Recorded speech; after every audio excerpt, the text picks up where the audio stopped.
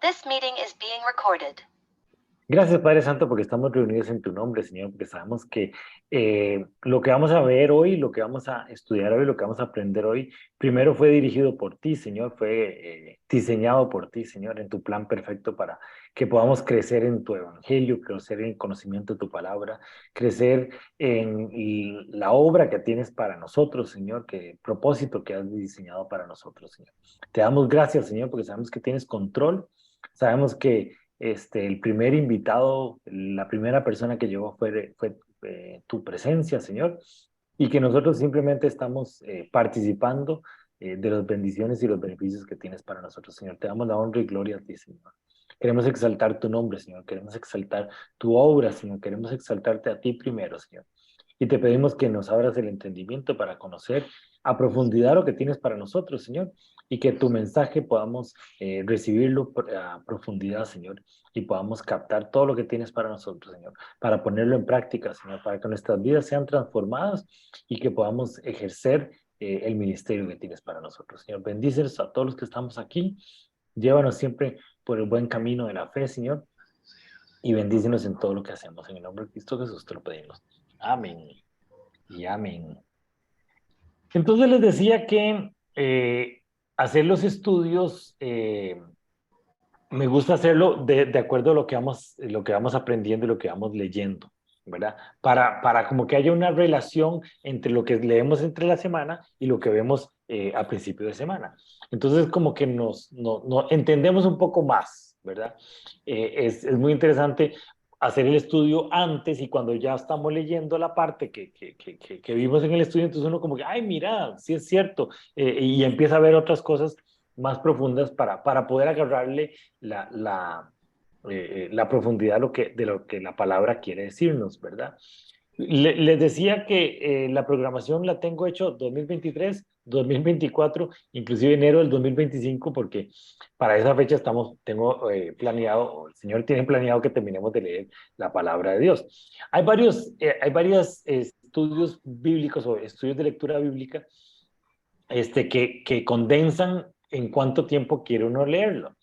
Hay estudios, por ejemplo, de lea la Biblia en un año, entonces uno lee 3 capítulos, ¿verdad? Nosotros estamos leyendo un capítulo por día, entonces tenemos un poquito más de tiempo para leerla. Pero la idea es que mientras vamos leyendo, vamos aprendiendo y que esta vez sea la primera vez que leemos la Biblia completa, pero no va a ser la última, ¿ves? La idea es seguir leyendo y cada vez que leemos recibimos un poco más de profundidad y siempre el Señor nos va a decir cosas nuevas y diferentes. Entonces eso es lo bonito que tenemos nosotros para, para recibir la palabra y aprender la palabra. Dixie, deje cambiarme la cámara que ya estoy mareado de tantas vueltas que me está dando. Es que me decía que no tenía audio, perdón, y yo empecé a buscar qué pasó, si tenía volumen en silencio, perdón. Te estoy vacilando. Qué hecha que pudiste conectarte. Entonces, el estudio se llama Hechos de los Apóstoles, el inicio de la iglesia. Y es muy interesante porque vimos los evangelios y la obra, siento yo, ¿verdad? Esto es muy mío, lo que vino a hacer Jesús fue agarrar a los apóstoles y enseñarlos y guiarlos y que ellos aprendieran el reino y que aprendieran qué es traer el reino y obviamente morir por nosotros en la cruz y resucitar. Pero la iglesia no fue lo que Jesús vino a hacer. De hecho, Jesús se quedó mucho entre las tradiciones judías. Y de hecho, Jesús predicaba en las sinagogas, pero, y después, bueno, lo echaron de las sinagogas, ya no lo dejaron predicar en las sinagogas, y él daba mensajes, pero él mismo decía, vea, yo doy mensajes para que la gente no me entienda, para que la gente se me acerque y dice, vea, de lo que usted dijo no entendí ni jota, pero me encantó. Y entonces llegaban después ya como cercanos de Jesús, a hacerle las preguntas, bueno, ¿qué quiere decir tal cosa? ¿Qué quiere decir tal otra? Y de alguna manera había un poco más de enseñanza. Pero el ministerio de Jesús, los 3 años, se centraron en formar los apóstoles, para que después los apóstoles hicieran lo que pasó en Hechos, que era extender el reino de los cielos aquí en la tierra. Y entonces la iglesia toma importancia después de la muerte de Jesús, la muerte y resurrección de Jesús. En ese momento es que el concepto de iglesia se vuelve importante para el reino. Entonces, el libro de los Hechos es el inicio de la iglesia como tal, y eso es lo que vamos a ver en esta semana. El estudio sobre este libro lo partí en dos, para hablar un poquito más a profundidad de algunos temas. Entonces vamos a ver la mitad del libro esta semana y la otra mitad la otra semana para que lo sepan, ¿verdad? Entonces, es el primer libro histórico del Nuevo Testamento, ¿verdad? ¿Eso qué quiere decir? Acuérdense que el Antiguo Testamento se divide en el Pentateuco, libros históricos, y después libros proféticos, libros, libros sapiensales y libros proféticos. Esas es como las grandes divisiones del Antiguo Testamento. Entonces uno tiene que entender qué es lo que está leyendo. El libro de Salmos, por ejemplo, que vamos a empezar a leer este año, es un libro que es un libro sapiensal, es un libro que nos va a dar conocimiento, nos va a dar entendimiento de cosas, no es un libro de hechos históricos. En cambio, los libros de Josué es un libro histórico, Crónicas es un libro histórico, Reyes es un libro histórico, que son libros que nos están contando eventos que pasaron. En los evangelios no son considerados libros históricos, porque depende de el que hizo el evangelio, ya sea Mateo, Marcos, Lucas o Juan, tenía un concepto, una idea y acomodó los eventos y las actividades de Jesús de acuerdo a algo que quería él contar, ¿verdad? No es que los eventos no existieron, no, es que la cronología no existió. Por ejemplo, mucha gente dice que el Sermón del Monte que Jesús dijo es un sermón tan denso que nunca pudo haber sido hecho en un solo sermón, sino parece que es una recopilación de varias enseñanzas que Jesús dijo durante los 3 años del Evangelio. Del ministerio de Jesús. Entonces, no es un libro, no son considerados libros históricos. El primer libro histórico del Antiguo Testamento y el único libro histórico del Antiguo Testamento es el libro de Hechos. ¿Por qué? Porque empieza a narrar hechos de acuerdo a lo que sucedió cronológicamente. Entonces, es un libro histórico y como tal tenemos que entenderlo como un libro histórico, ¿verdad? Es el segundo tomo de un libro que escribió Lucas.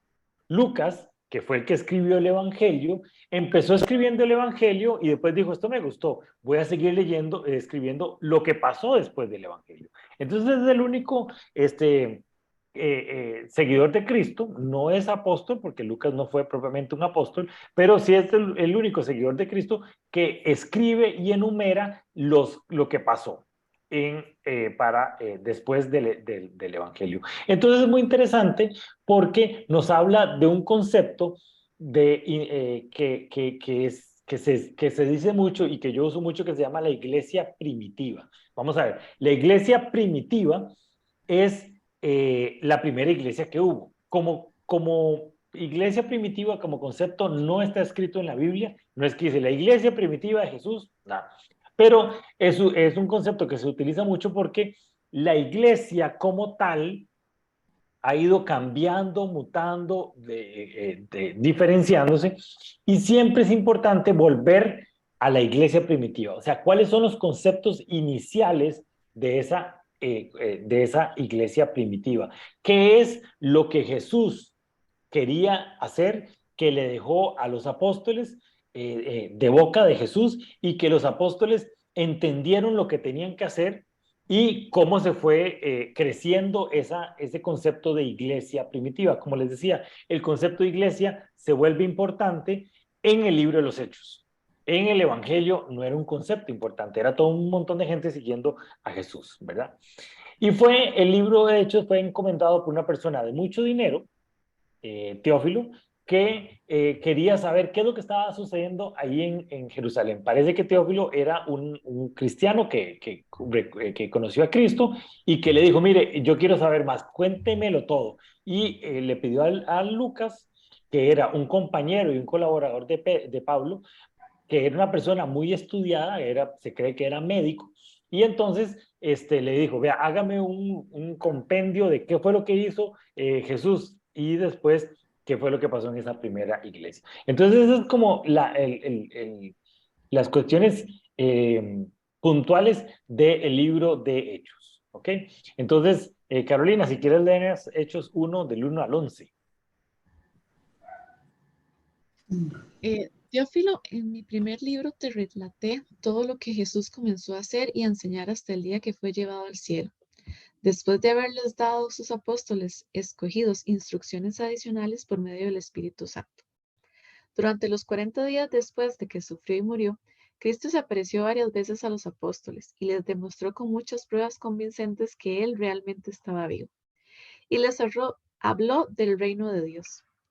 Una vez, mientras comía con ellos, les ordenó: no se vayan de Jerusalén hasta que el Padre les envíe el regalo que les prometió, tal como les dije antes. Juan bautizaba con agua, pero en unos cuantos días ustedes serán bautizados con el Espíritu Santo. Así que mientras los apóstoles estaban con Jesús, le preguntaron con insistencia: Señor, ¿ha llegado ya el tiempo de que liberes a Israel y restaures nuestro reino?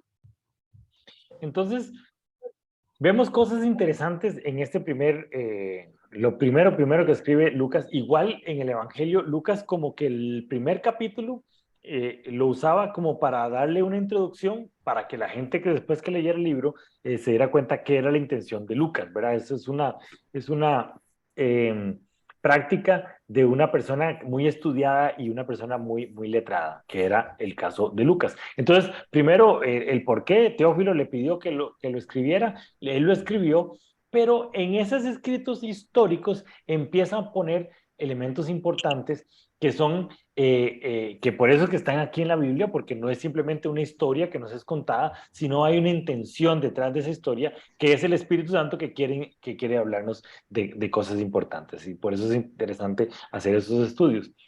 No olvidarse que hay enseñanza bíblica en todas estas historias y en todas estas cosas que estamos viendo aquí. Okay. Pero entonces, Teófilo le pide que haga el libro.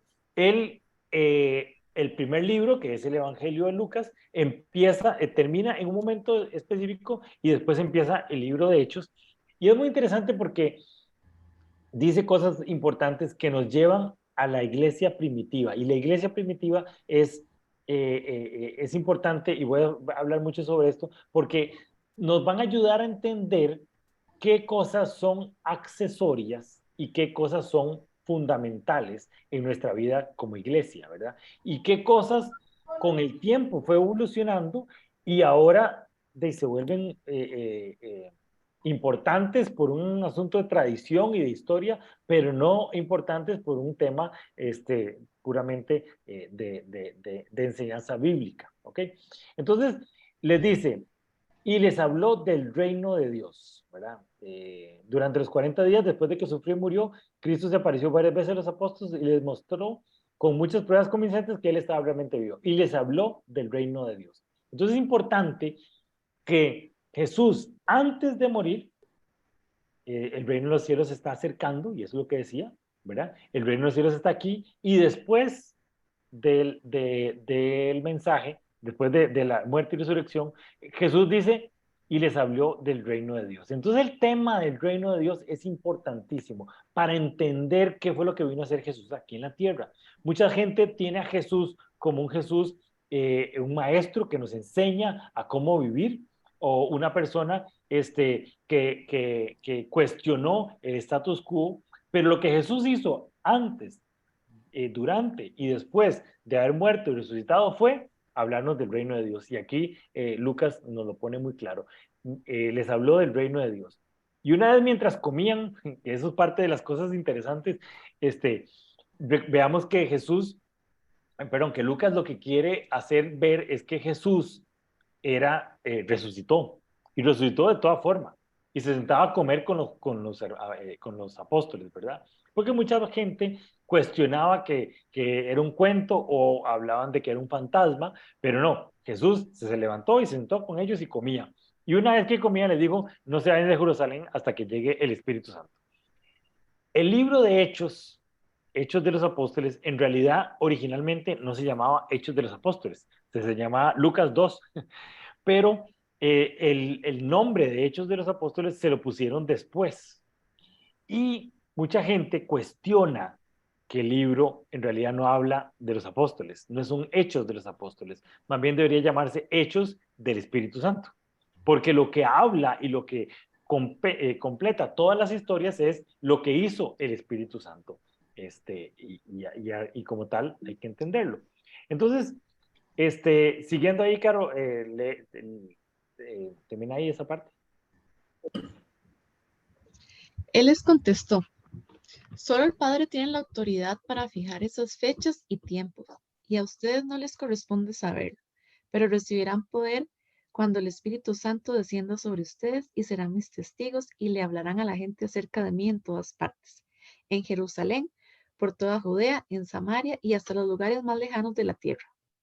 Después de decir esto, Jesús fue levantado en una nube mientras ellos observaban, hasta que ya no pudieron verlo. Mientras se esforzaban por verlo ascender al cielo, dos hombres vestidos con túnicas blancas de repente se pusieron en medio de ellos. Hombres de Galilea, les dijeron, ¿por qué están aquí parados mirando al cielo? Jesús fue tomado de entre ustedes y llevado al cielo, pero un día volverá al cielo de la misma manera en que lo vieron irse. Entonces decíamos que esta parte de Hechos empieza exactamente donde terminó Lucas. Muy interesante que aquí empezamos a ver una intención de Jesús de no quedarse en Jerusalén, sino que sea llevado por Judea, Samaria y hasta los lugares más lejanos de la tierra, ¿verdad? Entonces, en Lucas se dice que termina exactamente donde este libro empieza, ¿verdad? Entonces, como les decía, Hechos del Espíritu Santo debería llamarse el libro que estamos leyendo. Pero bueno, la gente le dice Hechos de los Apóstoles.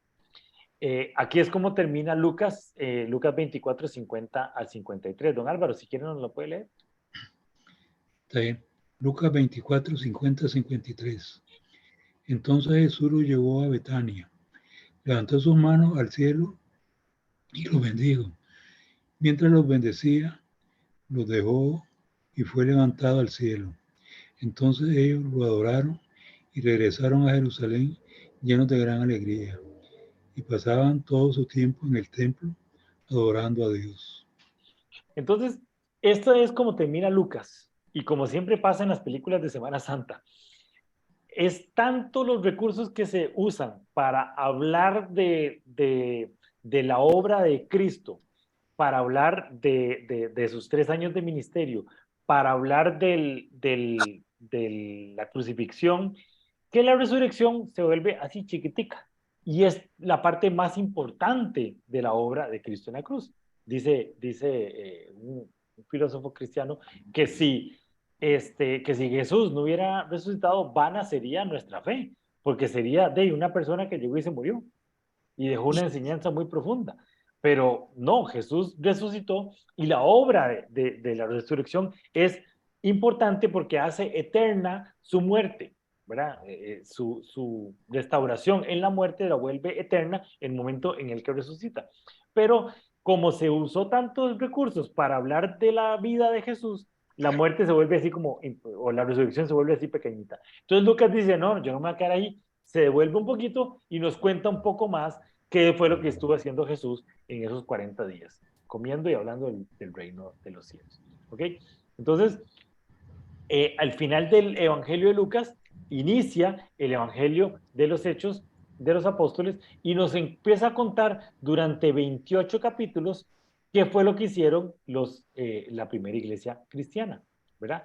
Y esa introducción, ¿verdad? Que vemos con la imagen de Jesús levantada es, de alguna manera, nos ayuda a entender lo que se vio en Daniel.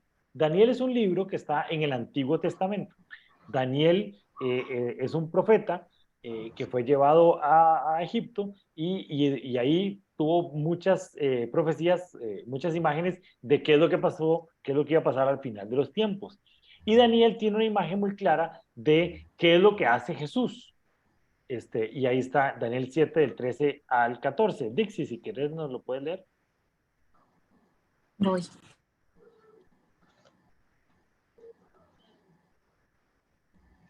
Mientras continuó mi visión esa noche, vi a alguien parecido a un hijo de hombre descender con las nubes del cielo.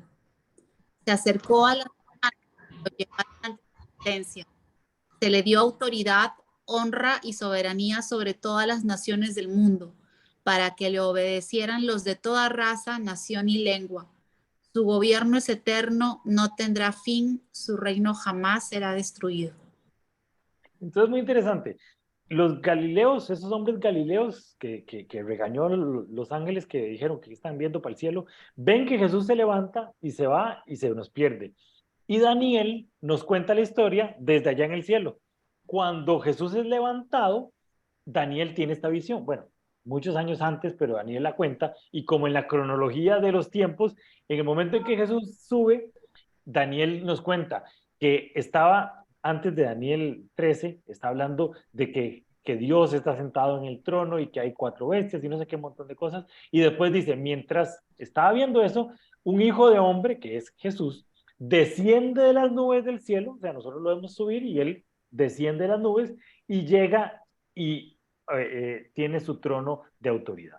Entonces, con la muerte de Cristo y la resurrección, Jesús obtiene ese trono de autoridad sobre las naciones, sobre la tierra, y su trono es eterno. Daniel nos cuenta, y Lucas también nos empieza a contar en ese momento, que ya la obra que Cristo tenía que hacer, ya la hizo. Ya su gobierno está listo, ya él no tiene que hacer nada más por nosotros, ya él tenía que morir y resucitar, ya lo hizo, llegó y se sentó. Y entonces, ¿qué es lo que pasa con el resto de hechos? ¿Qué es lo que pasa con el resto de libros? ¿Y qué es lo que pasa con el resto de la Biblia, que todavía nos hace falta por contarnos? Nosotros tenemos que entender que en esos 28 capítulos de hechos nos cuentan la iglesia primitiva, pero el libro de hechos, y eso lo vamos a ver la próxima semana, termina y simplemente terminó de contar los relatos. No hay una conclusión del libro de Hechos. Nosotros nos toca seguir trabajando en Hechos 29, que es lo que pasó después. O sea, la obra que empezó en Hechos del 1 al 28, que es la que podemos leer en la Biblia, continúa ahora en Hechos 29. Y nos toca a nosotros seguir la tarea. Lucas, en el momento en que cuenta esta parte y Daniel nos complementa la historia, entendemos que ya Jesús hizo lo que tenía que hacer. Ya no, Jesús no tiene que venir a hacer otro montón de cosas, sino Hechos 29 es la historia de nosotros aquí en la tierra siguiendo haciendo la obra que estaba haciendo Cristo en la cruz. Entonces, por eso la iglesia, el concepto de iglesia primitiva es muy importante porque tiene que ver con nosotros. ¿Qué es lo que nos toca hacer nosotros ahora como continuando con esto que estaba haciendo la primera iglesia de que Jesús empezó a organizar aquí, o que el Espíritu Santo empezó a organizar aquí? ¿Sí? Entonces, esta primera parte del estudio vamos a centrarnos en el libro de Hechos, cómo empezó a desarrollarse esa iglesia, primeramente en Jerusalén, y después en Judea, y en Samaria y en todas las naciones. Ahí nos vamos a quedar y la próxima semana vamos a ver del capítulo 13 al 28. ¿Ok?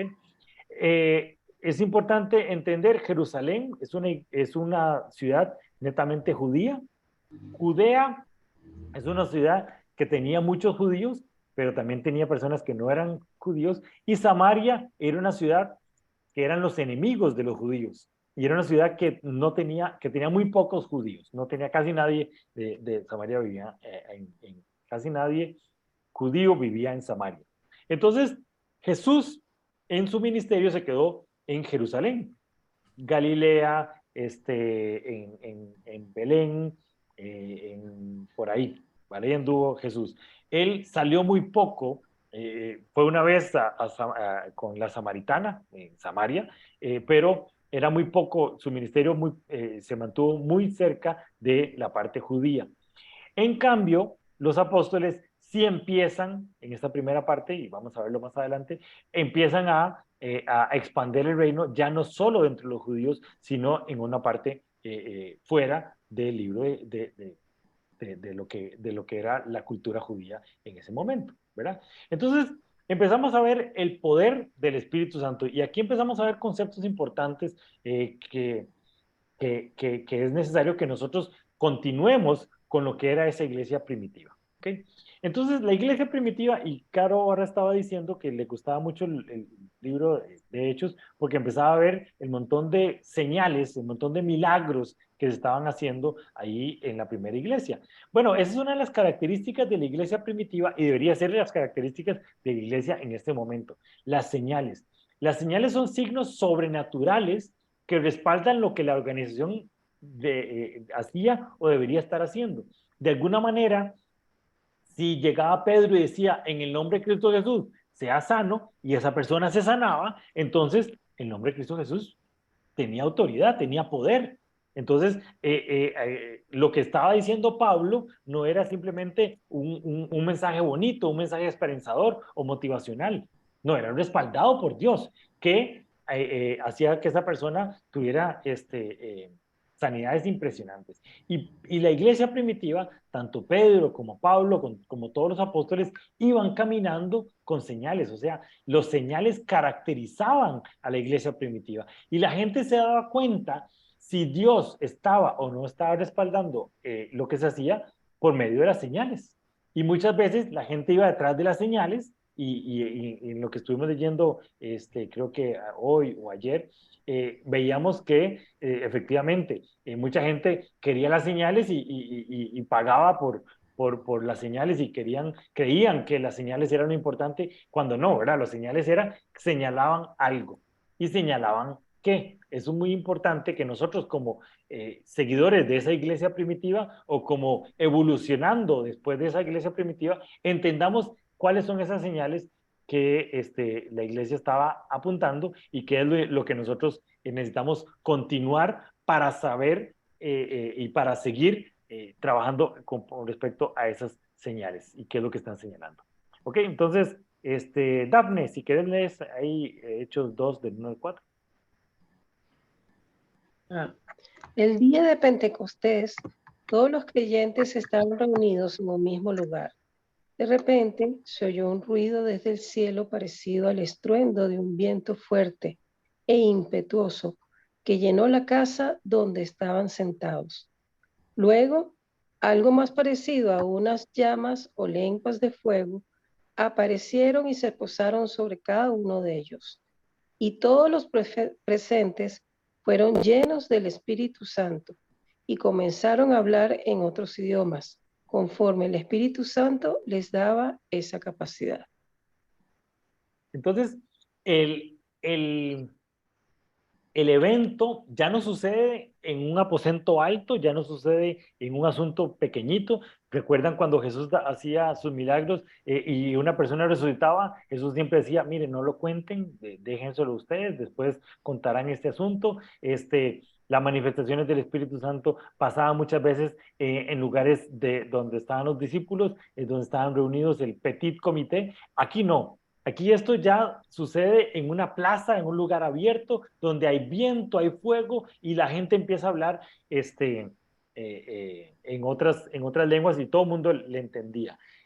Esto nos evoca, esas imágenes nos evocan, primero que nada, a Éxodo y cuando se instauró el tabernáculo. ¿Recuerdan? El pueblo de Israel había había salido de Egipto gracias a una ayuda sobrenatural de parte de Jehová. Salen de Egipto, entran a Egipto, ahí Moisés le dan los 10 mandamientos, empieza Moisés y Dios a armar y organizar una sociedad, armar y organizar un pueblo, y lo primero que hace es el tabernáculo. El tabernáculo es el lugar donde está la presencia de Dios. Entonces, vamos a leer Éxodo 40, del 1 al 4, y después nos vamos a pasar al 34 al 38, para no tener que leer toda la parte de cómo era ese tabernáculo efectivamente. Entonces, Alejandra, si querés nos puedes leer ahí, Éxodo 40. Claro. Luego el Señor le dijo a Moisés, levanta el tabernáculo el primer día del nuevo año. Coloca adentro del arca del pacto y cuelga la cortina interior para encerrar el arca dentro del lugar santísimo. Luego manda traer la mesa y acomoda los utensilios sobre ella. Además, manda traer el candelabro e instala las lámparas. Entonces la nube cubrió el tabernáculo y la gloria del Señor llenó el tabernáculo. Moisés no podía entrar en el tabernáculo porque la nube se había posado allí y la gloria del Señor llenaba el tabernáculo. Cada vez que la nube se levantaba del tabernáculo, el pueblo de Israel se ponía en marcha y la seguía. Pero si la nube no se levantaba, ellos permanecían donde estaban hasta que la nube se elevaba. Durante el día, la nube del Señor quedaba en el aire sobre el tabernáculo y durante la noche resplandecía fuego dentro de ella, de modo que toda la familia de Israel podía ver la nube. Eso mismo ocurrió durante todos sus viajes. Entonces vemos que la presencia de Dios, el pueblo judío lo tenía muy claro como esa nube que se postraba en el tabernáculo, que era el lugar donde estaba la ley. Ahí entre el versículo 4 y el 34 lo que explica es cómo iba a ser el tabernáculo, cómo íbamos a colocarlo, qué íbamos a hacer, y todas las indicaciones técnicas de cómo era ese lugar. Entonces, después de que es terminado, la presencia de Dios respalda eso que Moisés estaba haciendo, entonces el pueblo podía ver que no eran loqueras de Moisés, sino que había un Dios que estaba respaldando todo lo que hacía Moisés. Entonces, con viento y con fuego, igual que lo que estaba pasando en el antiguo, ahora con los apóstoles, ¿verdad? Y esto es en el Éxodo, estos estaban en el desierto, como un pueblo nómada. Después el pueblo de Israel entra a la tierra prometida, y vemos lo que pasó en Reyes, primero con todos ahí se me olvidó la palabra, ¿cómo se llama? Sansón y todo eso, los jueces, y después, con los reyes, llega David decide hacer un templo, Salomón termina ese templo, y entonces sucede lo que vemos aquí en Segunda de Crónicas. Entonces, Gaby, ¿cómo estás? Si quieres nos puedes leer ahí Segunda de Crónicas 7, del 1 al 3. Hola a todos, todo bien, por dicho. Segunda de Crónicas 7, 1 al 3. Cuando Salomón terminó de orar, cayó fuego del cielo que consumió los sacrificios y las ofrendas quemadas, y la gloriosa presencia del Señor llenó el templo. Los sacerdotes no podían entrar en el templo del Señor porque la gloriosa presencia del Señor lo llenaba. Cuando todos los israelitas vieron que el fuego descendía y que la gloriosa presencia del Señor llenaba el templo, cayeron postrados rostro en tierra y adoraron y alabaron al Señor diciendo: Él es bueno, su fiel amor perdura para siempre. Entonces, igual cuando Salomón termina el templo, otra vez hay una manifestación, hay una señal que nos dicen: Salomón no estaba haciendo loqueras, Dios había pedido, había dado órdenes específicas de cómo quería ese templo, aunque no estaba en su corazón, sino estaba en el corazón de David. Dios respalda lo que Salomón hizo y tiene una manifestación, tiene una señal con fuego en este caso, y entonces no podía entrar en la presencia. Entonces, cuando el pueblo de Israel ve a estos discípulos que hay fuego, hay viento, y empiezas a ver cosas sobrenaturales, dicen: ok, aquí hay un respaldo de Dios. Y en ese momento, en el momento de Crónicas, el pueblo de Israel dijo, el Señor diciendo: Dios es bueno, su fiel amor perdura para siempre. Esto es claro, como inicia el Espíritu Santo una relación directa con el templo de Dios. O sea, el Espíritu Santo, la presencia de Dios, estaba en el tabernáculo y la presencia de Dios estaba en el templo de Dios, ¿verdad? Pero vemos aquí la diferencia con lo que pasó allá, ahora en esta otra parte. Kenita, si quieres leernos Hechos 2, del 7 al 13.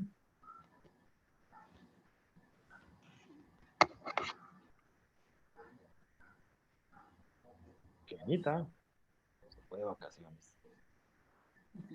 Don Álvaro, si quieres nos puede leer ahí Hechos 2, del 7 al 13. Estaban totalmente asombrados. ¿Cómo puede ser?, exclamaban. Todas estas personas son de Galilea y aún así las oímos hablar en nuestra lengua materna. Aquí estamos nosotros, partos, medos, elamitas, gente de Mesopotamia, Judea, Capadocia, Ponto, de la provincia de Asia, de Frigia, Panfilia, Egipto y de las áreas de Libia, alrededor de Cirene, visitantes de Roma, tanto judíos como convertidos al judaísmo, cretenses y árabes, y todos oímos a esta gente hablar en nuestro propio idioma acerca de las cosas maravillosas que Dios ha hecho. Quedaron allí maravillados y perplejos. ¿Qué querrá decir esto? Se preguntaban unos a otros, pero otros entre la multitud se burlaban de ellos diciendo, solo están borrachos. Eso es todo. Entonces, cuando veían esas señales, el pueblo de Israel, en el tiempo del templo de Salomón, decían, la presencia de Dios, Dios es bueno, Dios va a estar con nosotros. En cambio ahora, en este tiempo, siempre que hay una señal, siempre va a haber gente que diga, eso es mentira, están fingiendo, están haciéndolo diferente, o en este caso, están borrachos.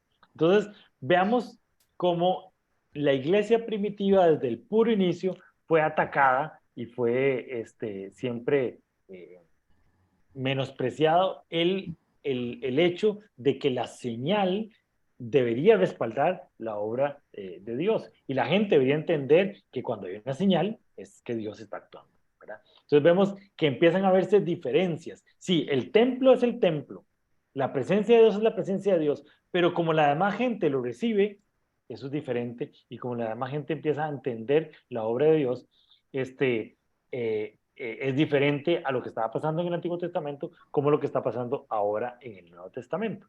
Entonces, la diferencia más grande de lo que podemos entender en lo que pasaba en el Antiguo Testamento con el Nuevo Testamento es que ya la presencia de Dios no va a un lugar, no va a un pueblo, sino está entre todas las personas que deciden recibir a Cristo. ¿Qué es lo que pasaba a nivel teórico, por así decirlo? Había pecado en el mundo, entonces Dios, la presencia de Dios no puede estar en todo lado. Dios estaba en ciertos lugares, la presencia de Dios estaba en ciertos lugares, y para poder una persona entrar a esos lugares tenía que hacer ritos de purificación para poder entrar y no morirse en el intento, ¿verdad? Entonces, la presencia de Dios estaba en el tabernáculo.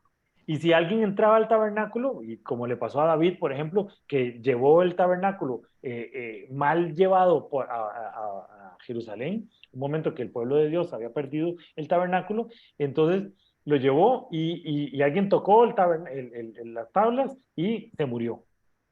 ¿Por qué? Porque Dios no podía estar en todo porque el pecado estaba reinado en el mundo. Cuando ya Cristo muere en la cruz, ya Él limpia nuestros pecados, resucita y esa limpieza se vuelve eterna, entonces ahora sí Dios dice, ya puedo andar libremente, ya puedo estar en las personas, entonces no ocupo un lugar, un tabernáculo, un edificio, donde tenemos que ir a congregarnos, donde tenemos que ir a buscar la presencia solamente ahí, no, se universaliza la presencia de Dios y entonces ahora el templo del Espíritu Santo está en cualquier persona que quiera escoger o quiera decidir por el Espíritu Santo, ¿verdad?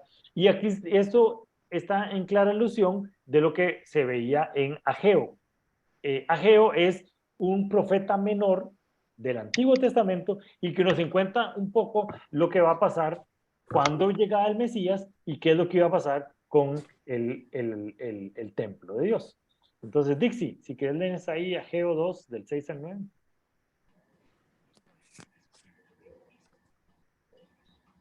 El Señor de los ejércitos celestiales dice, dentro de poco haré temblar los cielos y la tierra, los océanos y la tierra firme una vez más. Haré temblar a todas las naciones y traerán los tesoros de todas las naciones a este templo. Llenaré este lugar de gloria, dice el Señor de los ejércitos celestiales. La plata es mía y el oro es mío, dice el Señor de los ejércitos celestiales. La futura gloria de este templo será mayor que su pasada gloria, dice el Señor de los ejércitos celestiales, y en este lugar traeré paz. Yo, el Señor de los ejércitos celestiales, he hablado. El pueblo de Israel interpretaba que esto que decía Ageo era que cuando llegara el Mesías iba a reconstruir el templo que David había hecho en el lugar que David lo había ubicado, y ese templo iba a ser más grande, más celestial que el templo que David había construido, perdón, que Salomón había construido. La vez pasada, hace unos meses, hicimos un estudio sobre el templo y el concepto de templo y cómo fue evolucionando de acuerdo a lo que Cristo iba haciendo, lo que Cristo hizo en la cruz, ¿verdad? Y veíamos un poco de características de ese templo de David, perdón, de Salomón. Es un templo impresionante, grande. De hecho, ese templo fue destruido, fue construido un segundo templo y parece ser que en tiempo de Jesús había otro templo, ¿verdad? Y cada vez ese templo eran como más chiquiticos, ¿verdad? Entonces el pueblo de Israel decía, ok, ahora va a venir el Mesías va a reconstruir ese templo y va a hacer una cosa impresionante. Y sí, así fue, pero no era un edificio, porque con la obra de Cristo en la cruz, ya Dios no necesita un edificio para hacer su templo. Entonces el templo se vuelve tan grande porque está en cualquier lugar donde la gente se dice cristiana. Y a esta fecha, 2023, podemos entender que el templo ya está en toda la tierra. Y el templo de David estaba en un solo lugar, el templo de Salomón estaba en un solo lugar. Entonces, efectivamente, ese lugar es mayor y la gloria de ese lugar es mucho más grande que cualquier otra gloria. ¿Ok? Y veamos ahí en Isaías, Carolina, si quieres leer Isaías 11, del 10 al 12. En ese día, el heredero del trono de David será estandarte de salvación para el mundo entero. Las naciones se reunirán junto a él, y la tierra donde vive será un lugar glorioso. En ese día, el Señor extenderá su mano por segunda vez para traer el regreso al remanente de su pueblo, los que queden en Asiria y en el norte de Egipto, en el sur de Egipto, Etiopía y Elam, en Babilonia, Hamat y todas las tierras costeras distantes. Levantará bandera en medio de las naciones y reunirá a los desterrados de Israel. Juntará al pueblo disperso de Judá desde los confines de la tierra. Entonces, lo que Isaías igual es Antiguo Testamento, nos va a hablar de qué es lo que va a ser el Mesías. Isaías es de los profetas que más hablan sobre el Mesías y más fielmente cuentan la historia de lo que Jesús vino a hacer. Y entonces dice, el heredero del trono de David, que ya nosotros sabemos que el heredero del trono de David es Jesús. Entonces, él va a llegar y va a unificar toda la tierra. Ya no se va a hablar de el pueblo la tribu de Isaacar, la tribu de Judea, no, él va a reunir otra vez a todo el pueblo y va a ser una sola nación en medio y una sola bandera. Entonces, cuando empezamos a ver lo que pasó en Hechos 2, donde llega el fuego, llega el viento, entendemos que es la presencia de Dios. Y cuando vemos que cae sobre las personas que van a llevar el evangelio por todo lado, vemos que lo que decía Ageo es cierto, se vuelve un templo impresionante y un templo que incluye a todas los pueblos. ¿Por qué? Porque empiezan a hablar en lenguas diferentes. Ya no es un lugar donde solo cierta gente que habla cierto idioma va a poder recibir la presencia de Dios, sino ya se vuelve el mensaje universal. Y entonces en ese momento, en esa pequeña actividad impresionante, donde llega la presencia de Dios, empezamos a ver cómo sigue cumpliéndose muchas de las profecías del Antiguo Testamento y qué es lo que iba a pasar después con la obra de Cristo en la cruz. Entonces, para que tengamos bien claro, los dos conceptos que Lucas aclara para que el pueblo entienda lo que es reconocido como un templo, es que ya no es un lugar, ya no es un tabernáculo o un templo en donde se posa la presencia de Dios, ya no hay que ir a un lugar, ya no hay que ir a peregrinar para ir a buscar la presencia de Dios, sino ya la tenemos en donde queramos que estemos nosotros. Y era un concepto que nunca antes se había visto en la Biblia. ¿Por qué? Porque cuando Cristo hace la obra, se transforma toda la espiritualidad de lo que sucede aquí en la tierra, entonces suceden cosas diferentes a lo que había pasado siempre en el Antiguo Testamento. Desde la caída de Adán, Cuando Adán peca, hasta la llegada de Jesús, se puede hablar de una relación que tenía Jehová o Dios con su pueblo, y después de Jesús es algo totalmente diferente. Entonces ese concepto de que Dios está en nuestros corazones es un concepto totalmente después de Hechos de los Apóstoles. ¿Por qué? Porque antes no había posibilidad de que eso sucediera. Y después, que no es un Dios exclusivo para los judíos.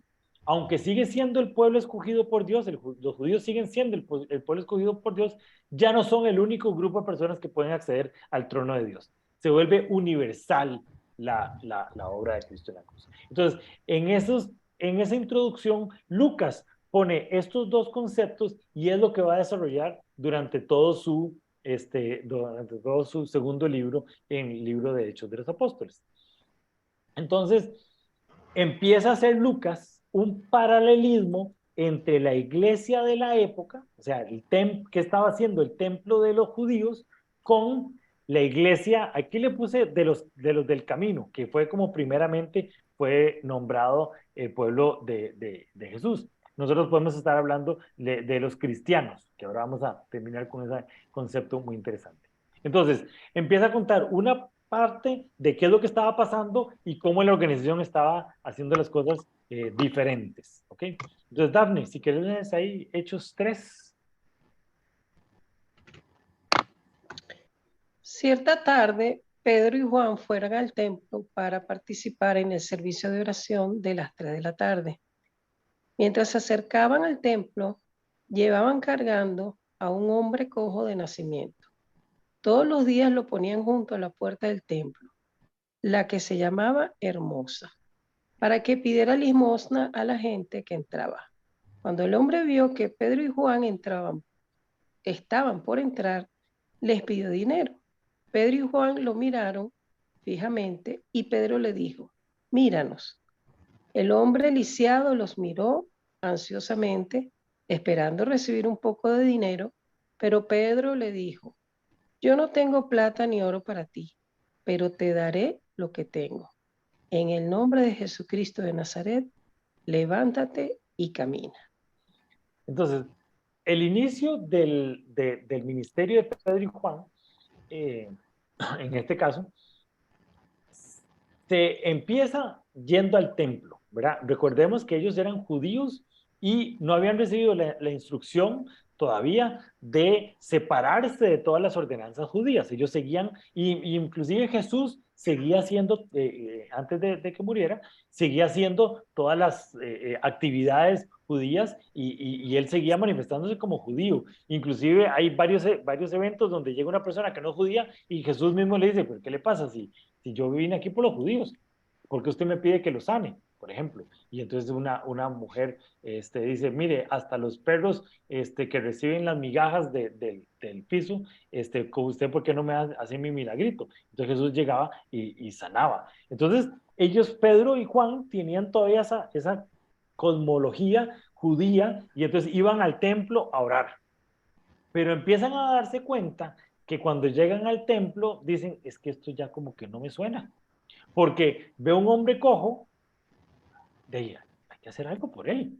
Habían ido toda su vida al templo, este hombre cojo de nacimiento, y ya era una persona que se cree que tenía alrededor de unos 20 y tantos años, 30 años, había estado siempre ahí en la puerta de la Hermosa, y ellos nunca habían hecho nada por él, ese hombre. Cuando, después de que llegan con Jesús y reciben el Espíritu Santo, dicen, esto no se puede quedar así. Entonces le dicen, mire, no tenemos oro ni plata, pero de lo que vamos a tener, se le vamos a dar, levántate y camine en el nombre de Jesús de Nazaret. Eso es otra cosa totalmente diferente a lo que estaba pasando en el templo. Si usted quería recibir un milagro, si usted quería recibir relación con Dios, usted tenía que comprar una palomita o que tenía que comprar un animal para el sacrificio, tenía que pagar. Entonces, si usted no tenía oro ni plata, hasta ahí llegó, no va a recibir su milagro, porque la organización se había vuelto corrupta, o sea, se había perdido en su mensaje.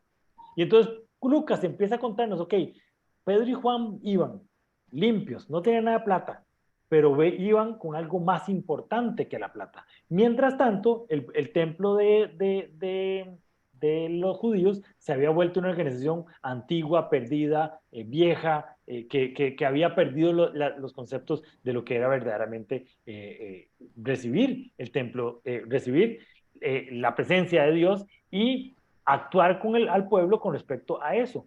Porque no es que Dios había instaurado un templo con ideas ilógicas, no, el templo siempre fue un lugar para recibir la presencia de Dios, pero la organización se había perdido en el camino. Y Pedro y Juan empiezan a darse cuenta de esas diferencias y Lucas empieza a ponerlas bien claras. Entonces, por un lugar, dos personas que no tienen oro ni plata hacen cosas mucho más importantes que las que hacían una organización poderosamente activa como lo era el templo de Jesús. Dame, si quieres, siguen leyéndonos ahí.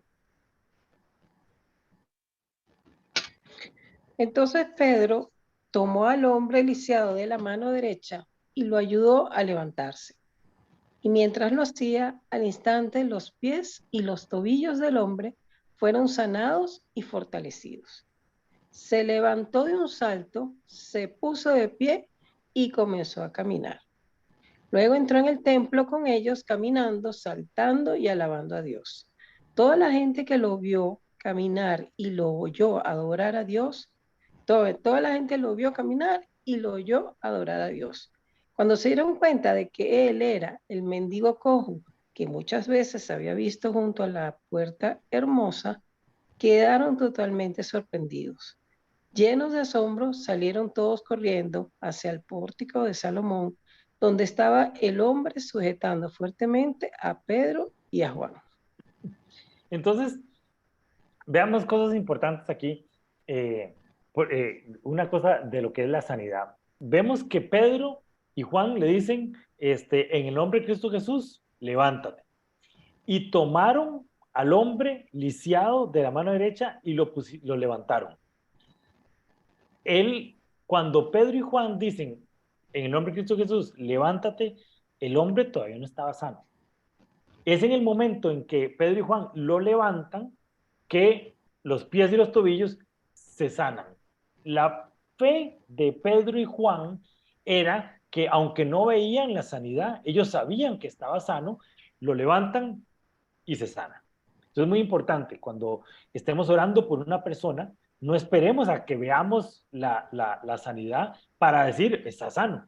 No, usted ora por esa persona y prueba a ver cómo está ese asunto de sanidad. Entonces muchas veces, cuando oremos por una persona y por sanidad, no dejemos de orar hasta que nuestra fe ayude a esa persona a levantarse y que esté sana. Entonces, Pedro y Juan oran, lo agarran, se levantan y ¿qué es lo que hacen?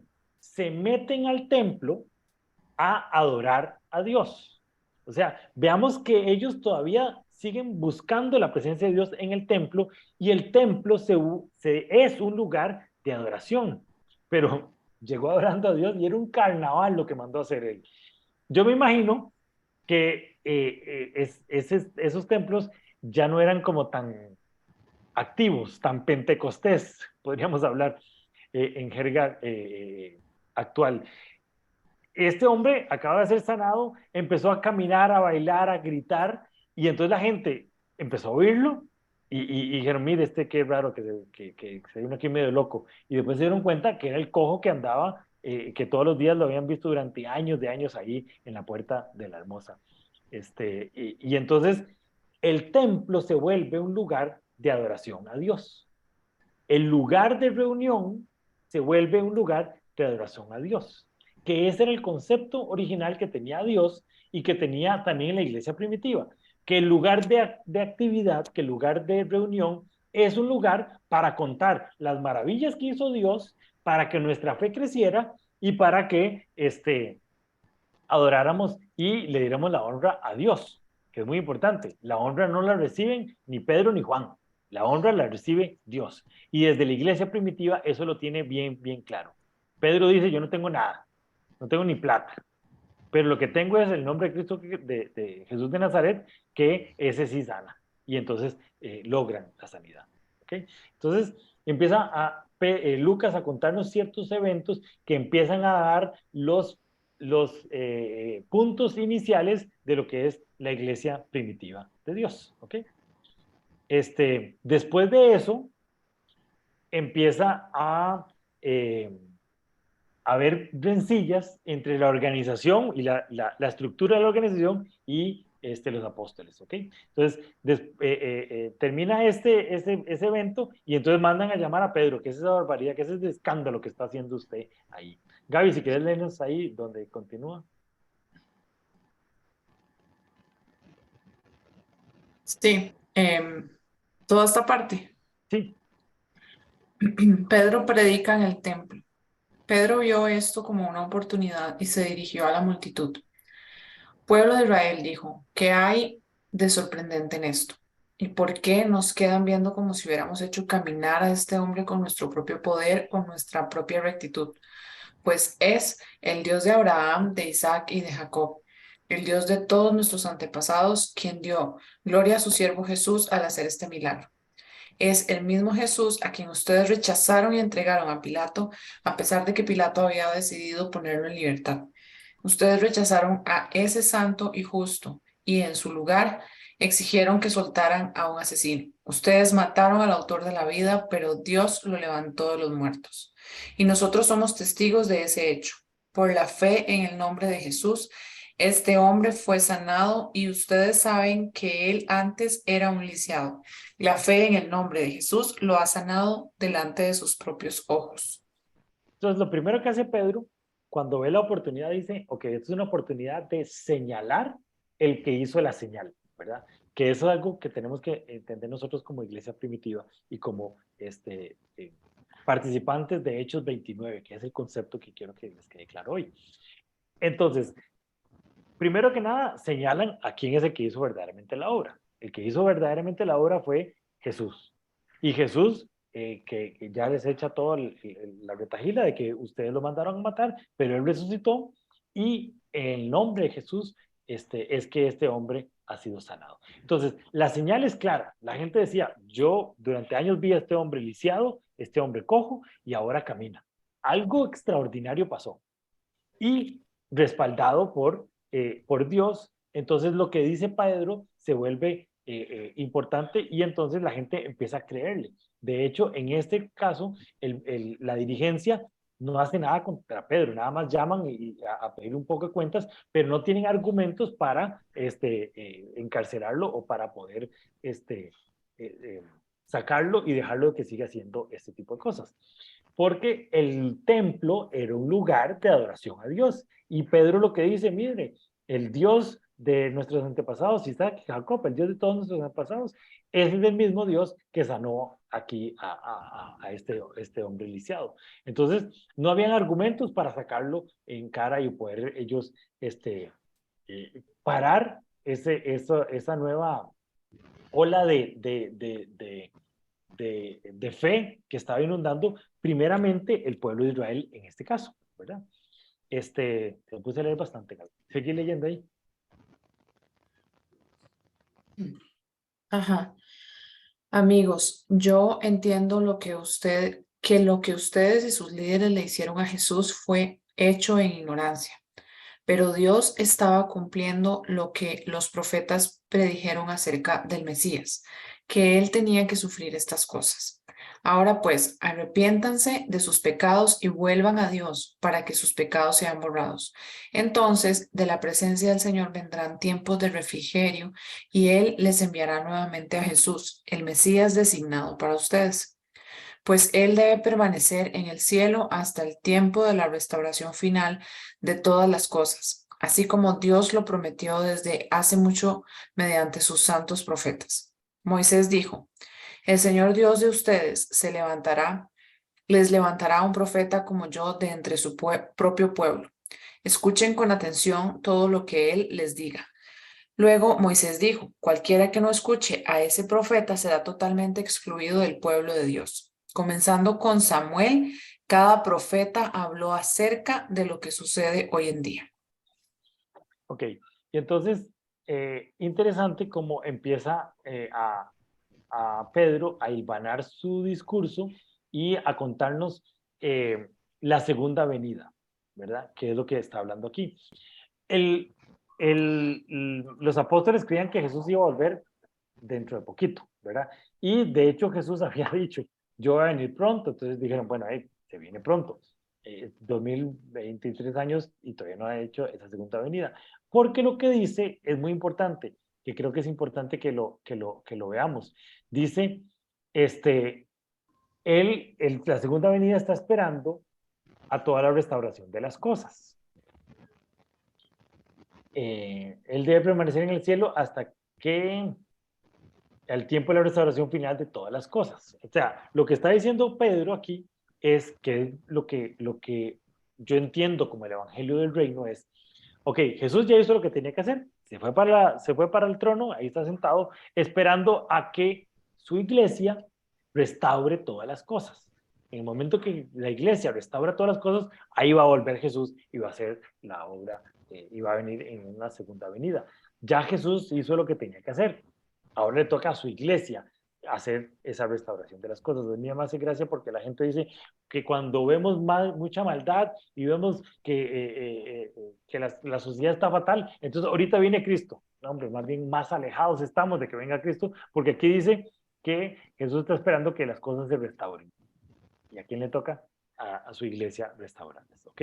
Pero entonces empieza Pedro a contar y a albanar toda su historia para dar su mensaje de que se arrepienten, todo dentro del marco de la iglesia judía y del templo judío, ¿verdad? Ya es la última parte, Gaby, puedes leer ahí. Ustedes son los hijos de esos profetas y están incluidos en el pacto que Dios les prometió a sus antepasados, pues Dios le dijo a Abraham, todas las familias de la tierra serán bendecidas por medio de tus descendientes. Cuando Dios levantó a su siervo, Jesús lo envió primero a ustedes, pueblo de Israel, para bendecirlos al hacer que cada uno se aparte de sus caminos pecaminosos. Entonces lo que dice la palabra de Dios desde el Antiguo Testamento es que Dios iba a mandar primero a su pueblo escogido, al pueblo de Israel. En este momento Pedro todavía tiene esa idea y ese concepto muy judeocentrista. Entonces, todavía no ha pasado la barrera del pueblo de todas las naciones. Pero lo que dice Dios es, todas las familias de la tierra serán bendecidas por medio de tus descendientes. Eso fue lo que le dijo a Abraham. Entonces, la obra de Abraham y la obra del Mesías no es solo para los descendientes de Abraham, no solo para el pueblo de Israel, sino para todas las familias de la tierra. ¿Sí? Entonces empieza a aclararse ese mensaje, y estamos diciendo que habían pasado 40 días para el Pentecostés y habían pasado 2 meses o 3 meses después de que Jesús había muerto y resucitado. Pero llega la tragedia.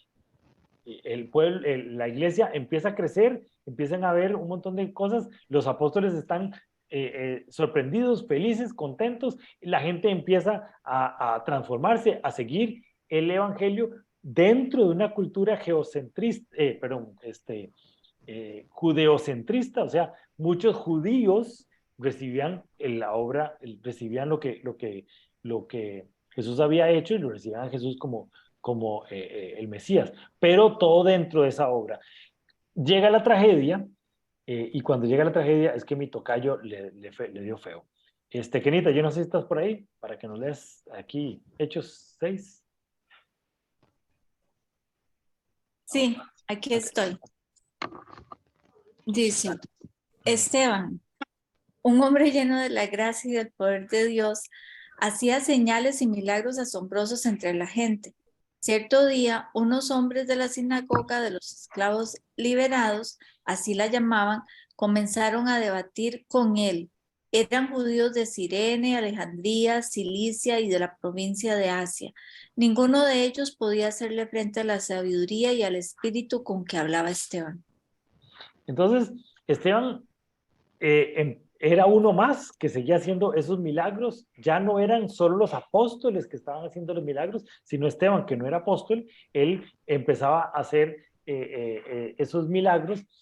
Llega a una sinagoga y los judíos estaban asombrados por la sabiduría, porque Y ahí hay una parte donde agarra un estudio profundo desde el Génesis y cuenta toda la historia, lindísima, que es como un resumen, como un resumen ejecutivo de todo el Antiguo Testamento, que está ahí en Hechos, que es bueno leerla y volver a leer, porque Esteban conocía un montón de la palabra, entendía el porqué de las cosas, porque obviamente ya tenía el Espíritu Santo, ya había entendido el Antiguo Testamento y cómo esto nuevo que estamos viviendo se mete dentro del Antiguo Testamento.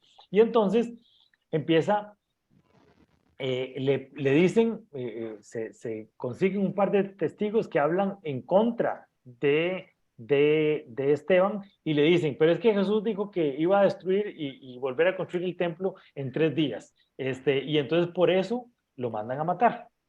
Lo mandan a matar apedrado, y Esteban, desde que entró al juicio, él sabía que iba a morir. Y entonces él con gozo recibe la muerte y empieza a verse otro personaje importante del libro de Hechos, que es Saulo. En este caso, Saulo está ahí presente en la muerte de Esteban e inclusive como que le dan las ropas de Esteban y le dicen, mire, ya hicimos la obra que usted nos mandó a hacer. Entonces, aunque no se dice que Saulo mandó a matar a Esteban, parece ser, por lo que se lee ahí entre líneas, que sí, que Saulo tuvo que ver con eso. Entonces, esa tragedia que inicia con Esteban hace que la iglesia de alguna manera se reduzca y se esconda, porque ya no era que podían predicar libremente en las sinagogas, sino se esconde, pero empieza un proceso de expansión por todas las naciones. Y entonces empiezan a contarnos que Felipe se va para Samaria. Samaria era una ciudad que antes había sido del pueblo de Israel, era de la tribu de Israel, pero cuando pierde el pueblo de Israel, pierde la tierra prometida, Samaria se mezcla con otros pueblos, entonces era una ciudad odiada por los judíos de la época de Jesús. Felipe se va para Samaria y empieza a crecer el evangelio montones ahí. Saulo se va para Tarso, conoce a Jesús resucitado y empieza otro montón de hacer cosas, otro montón de cosas extraordinarias ahí en Tarso y en la ciudad que estaban, ¿verdad? Don Álvaro, si quiere leernos Hechos 10 del 9 al 18. Está bien. Hechos 10, 9 al 18. Al día siguiente, mientras los mensajeros de Cornelio se acercaban a la ciudad, Pedro subió a la azotea a orar. Era alrededor del mediodía y tuvo hambre, pero mientras preparaban la comida, cayó en un estado de éxtasis. Vio los cielos abiertos y algo parecido a una sábana grande que bajaba por sus 4 puntas. En la sábana había toda clase de animales, reptiles y aves. Luego una voz le dijo, levántate, Pedro, mátalos y come de ellos.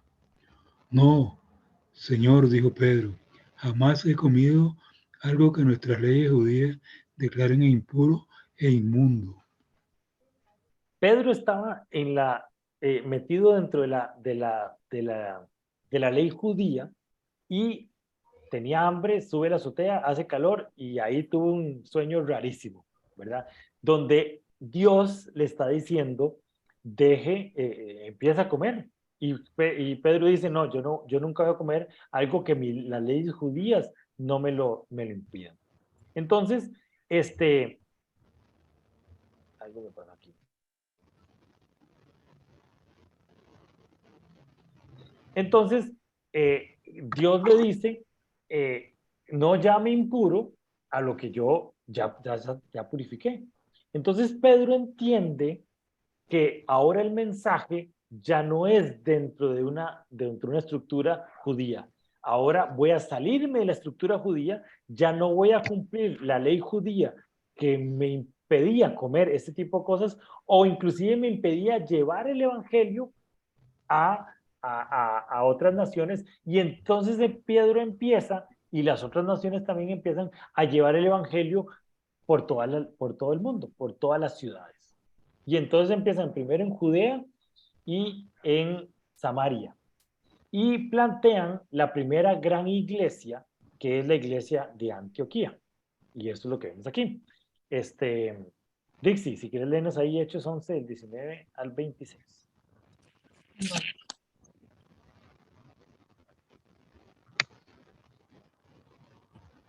Mientras tanto, los creyentes que fueron dispersados durante la persecución que hubo después de la muerte de Esteban, viajaron tan lejos como Fenicia, Chipre y Antioquía de Siria. Predicaban la palabra de Dios, pero solo a judíos. Sin embargo, algunos de los creyentes que fueron a Antioquía desde Chipre y Cirene les comenzaron a predicar a los gentiles acerca del Señor Jesús. El poder del Señor estaba con ellos y un gran número de estos gentiles creyó y se convirtió al Señor. Cuando la iglesia de Jerusalén se enteró de lo que había pasado, enviaron a Bernabé a Antioquía. Cuando él llegó y vio las pruebas de la bendición de Dios, se llenó de alegría y alentó a los creyentes a que permanecieran fieles al Señor. Bernabé era un hombre bueno, lleno del Espíritu Santo y firme en la fe, y mucha gente llegó al Señor. Pedro se ubica como el presidente de esa nueva asociación, y entonces Pedro recibe esta enseñanza de Dios, de parte de Dios, que ya no era un asunto dentro de la fe judía, sino que era un asunto ya para todo el mundo. Inclusive Pedro recibe ahí a Cornelio. Cornelio era un oficial romano y no era nada que ver con un judío. Empieza a hablarle y el Espíritu Santo tiene una manifestación igual que la que tuvieron cuando cayeron las lenguas de fuego, ¿verdad? Entonces Pedro se da cuenta que Dios está diciéndole, vea, esto no es para judíos, sígalo para todo el mundo. Se van algunos después de la muerte de Esteban, se van a lugares lejanos y se empiezan a convertir un montón de judíos. Entonces Pedro, aunque Pedro no sale de Jerusalén, Pedro se queda en Jerusalén, Pablo es el que sale a todos los pueblos y lleva el evangelio por toda Asia, pero Pedro de alguna manera da el aval gracias a lo que había recibido en su propio entendimiento y con esa visión que había tenido, y entonces fundan la iglesia de Antioquía, que es la primera iglesia grande cristiana que existe, y de ahí empiezan a hacerse un montón de viajes misioneros a diferentes lugares de Asia, ¿verdad? Primeramente. Bernabé Bernabé y Pablo empiezan a tener mucha relación, y después empezamos a ver todas las cartas paulinas, que son cartas a otras iglesias que se fueron haciendo y iglesias que se fueron desarrollando ahí alrededor de esa iglesia de Antioquía. ¿Qué es lo que les decía muy interesante del libro de Hechos? El libro de Hechos nos cuenta la historia, y después las cartas paulinas, que es las cartas a los romanos, a los efesios, a los corintios, a los filipenses, todas esas cartas que son cartas que escribió Pablo, y después las cartas que escribió Pedro y las cartas que escribió Juan, son cartas que de alguna manera se integran dentro de este marco teórico, marco histórico que nos está contando el libro de Hechos. ¿Okay? Entonces, eso es más o menos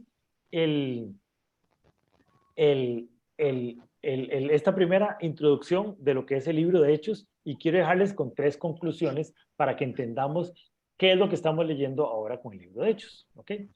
Muchas veces nos olvida que estamos en el equipo ganador y el Todopoderoso tiene los planes perfectos para hacer su obra aquí en la tierra. Él sabe cosas que nosotros no sabemos. Yo me imagino que cuando la iglesia la iglesia primitiva vio la muerte de Esteban, dijo, hasta aquí llegó. Todo lo que habíamos hecho, aquí se va a morir este movimiento, ya dentro de unos meses nadie se va a acordar de Jesús, mejor vámonos para la casa. Pero el plan de Dios era agarrarlos y sangolotearlos y decirle, váyanse, no los ocupo que estén aquí. Entonces toma lo que le hicieron a Esteban y lo convierte para bien. Y eso es lo que nos pasa a nosotros en nuestra vida. Muchas veces nos suceden cosas que no sabemos por qué suceden, pues Dios agarra eso y dentro de su plan perfecto lo agarra y lo mete en su ecuación, y son cosas que suceden para bien. Si no hubiera sucedido esa primera muerte de Esteban, seguramente el pueblo, los apóstoles se hubieran quedado ahí en Jerusalén y no hubieran crecido más de ahí. Pero Dios necesitaba que el evangelio y que el plan del reino se esparciera por todo lado. Dios sabe cosas que nosotros no sabemos. Y si nosotros nos dejamos guiar, como esa iglesia primitiva se dejó guiar, podemos ser grandes cosas que Dios tiene planeados para nosotros y para nuestro ministerio. Dejémonos guiar por el Espíritu Santo como fue guiada la iglesia primitiva para asociarnos en proyectos divinos y eternos. Al final de cuentas, empezamos a trabajar con Dios en esos proyectos, empezamos a trabajar con Dios de acuerdo a lo que Dios quiere y de acuerdo a nuestros intereses y nos asociamos con Él para llevar juntos el reino de Dios por la tierra. Y la obra no termina, la expansión del reino sigue ahora en Hechos 29. Nosotros vamos a leer de Hechos 1 a Hechos 28, pero Hechos 29 se sigue escribiendo y nosotros nos toca caminar en ese concepto de Hechos 29, haciendo lo que la iglesia ha hecho. La próxima semana vamos a estudiar un poquito el concepto de iglesia primitiva y qué son las cosas que hacía la iglesia primitiva para llevarlas a nuestro día a día y saber qué es lo que es medular y qué son cosas accesorias. Eso es lo que tengo para ustedes esta semana. No sé si tienen alguna pregunta, alguna duda.